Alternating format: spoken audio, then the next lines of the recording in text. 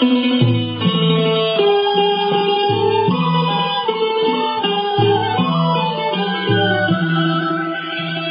ภาษิตกำข้าวกำบะเก่าล้านนาภูมิพญาคนเมืองวันนี้เสนอกำว่าแมวกับหัวป๋าหมากับหนูปุ๊กก็สุดที่อันของลำก่อนกำจ๋ากะลากู้ไว้โบ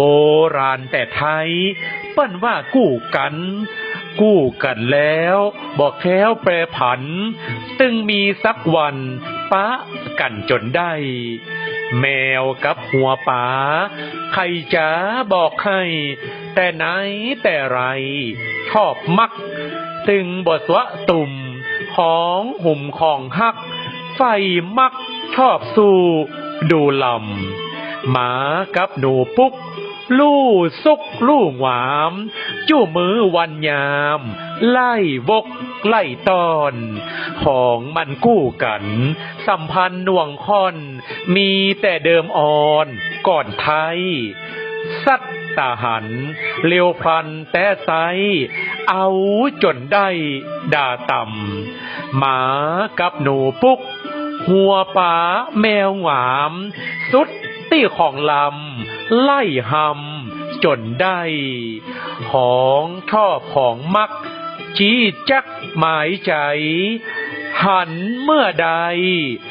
ติเอาจนได้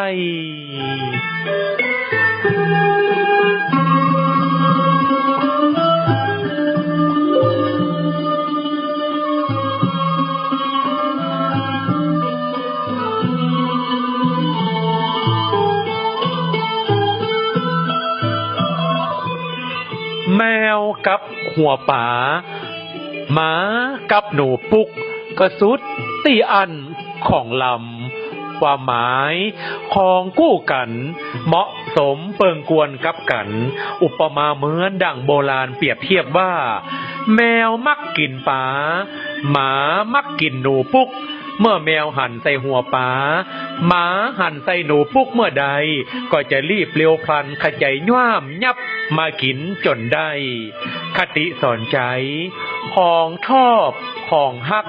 ของมักของลำของเหล่านี้แล้วแต่จิตไผใจมันสุภาษิตกำข้าวกำปะเก่าล้านนาภูมิพญาคนเมืองนำเสนอโดยสมาพันธ์กวีวรรณกรรมล้านนาภาคเหนือร่วมกับ